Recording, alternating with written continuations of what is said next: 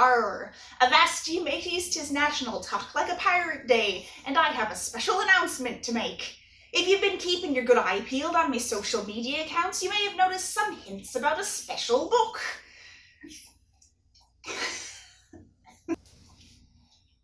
All kidding and cheesy accents aside, I do have a book announcement and even a release date. As you might have guessed from that extremely tacky opening, this next project features pirates! The Spitzer's Guide to Piracy and Plunder will be coming out on January 1st, 2020 in an anthology of novellas called Once Upon a Pirate. This will be the first in a new series that really just speaks to me. Stop it. It's written in first-person point of view.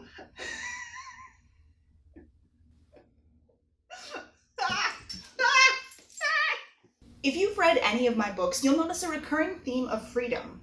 The reason is not only to bring feminism to an era that historically devalued women, but also more personal.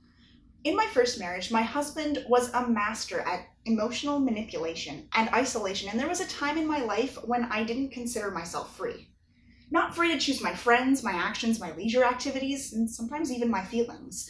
So to me, a key component of happily ever after is empowerment and freedom. I based the main character off of 3 powerful historical women. Jeanne de Clisson, my main character's namesake, took to the high seas in 1343 after the king killed her husband. In revenge for his death, she terrorized the French using a small fleet of 3 ships painted black with blood-red sails. And she continued to do so for the next 13 years until she married again and retired. Now, the protagonist of my book isn't quite as blatant about announcing her ship's arrival, but she has just as much agency as Jeanne de Clisson. Like Jeanne de Clisson, she is fighting for a place to belong. Let's just say that the medieval world was not kind to widows. The next historical woman who influenced the book was not a pirate. Cuchulainn was a Mongolian princess famous for her desire not to marry, and the challenge that she issued in order to avoid it. She decreed that any man who wished to marry her had to beat her in a wrestling match, and if they lost, they had to give her 100 horses. Cuchulainn amassed a herd of 10,000 horses. In my book, it's swordsmanship, not wrestling, and the forfeit is the loser's ship, not horses. This decision was also influenced by the most prolific pirate in history. Chiang Ai-sao was a Chinese pirate who took command of her late husband's pirate fleet in 1807 and turned it into a profitable powerhouse. At the height of her piratical reign, she commanded a fleet of 400 ships housing between 40,000 to 60,000 pirates. Chiang Ai-sao was so powerful that in 1810 she negotiated with the Qing dynasty for safety, citizenship, and a position in the military for her pirates, and she got it. A lot of what we know about pirates stems from myth and legend rather than fact. See if you can guess which of these is true. 1. Pirates wore eye patches. Now this is true, but not because of injuries to their eyes. By wearing eye patches, they kept one eye adjusted to low light, which made raiding the holds of other ships easier. 2. Pirates made their prisoners walk the plank. False.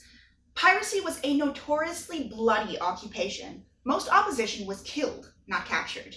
And if pirates happened to capture, they were more likely to throw their captives directly into the sea without pomp, maroon them on the nearest island, or in some cases offer them positions in the crew.